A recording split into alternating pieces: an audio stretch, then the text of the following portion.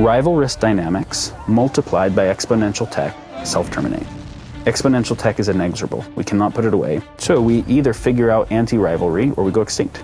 The human experiment comes to a completion. That's the core thing. Economics is our value system codified as value equations that determines how much we value one thing relative to another thing, that determines what we're incentivized to do and what we confer power to.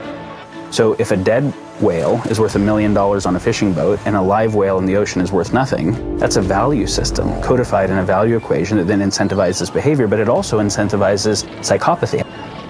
So I have to kind of deaden to be able to do the thing that is incentivized by the system. Or somebody else does and I'm just not effective in the system.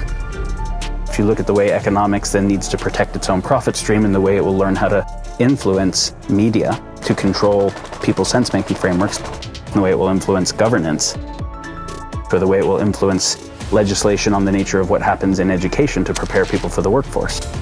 So you can't think about the evolution of human consciousness and the evolution of economics differently. The paradigm shift is basically everything. We need new systems of governance that are not any system of governance the world has ever done so far. They are systems of how do we individually and collectively make sense of what's going on, make sense of what we actually value, and how those values can be synergistically satisfied rather than in a theory of trade-offs with each other. So we need totally new systems of economics. We need totally new systems of education. All the way down to, at an individual level, a new basis for identity, values, our own individual sense-making.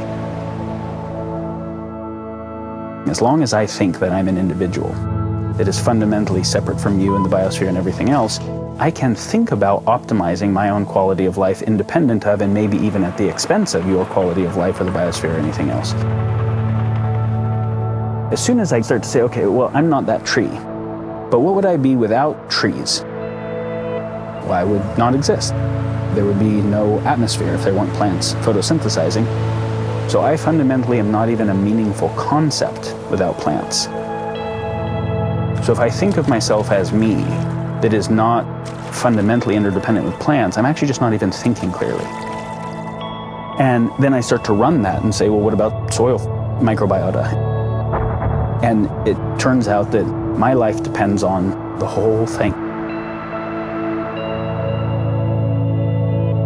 As long as I have a sense of I that is separate and maybe even rivalrous, in rivalrous competition for some scarce status, resource, attention, partner, whatever it is, then we have a fundamental basis for war.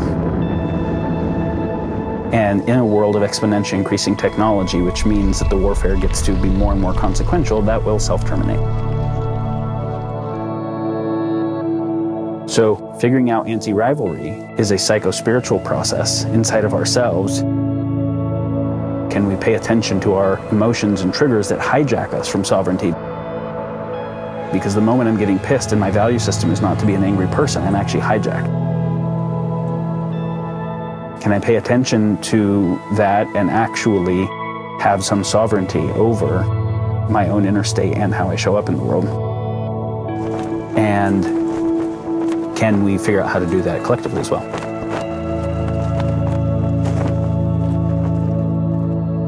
So the other critical thing is that you can't assume that other people are going to fix these issues and you can just kind of chill and the world will work out.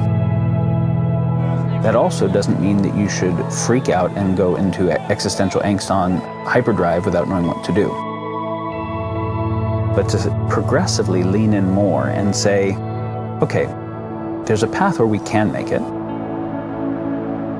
but it's not a given at all that we do. Rather than ask whether we do or not, how do I help determine that we do?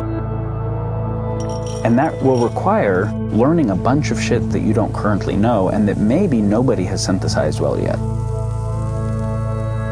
And that's what being an imaginal cell in the transition from caterpillar to butterfly really means, is taking some empowered responsibility for being someone who's recognizing that you can't just run the instruction manual that was given historically, and the new instruction manual doesn't exist yet. And it's actually the time of people in that liminal phase is to work on developing what are the new structures.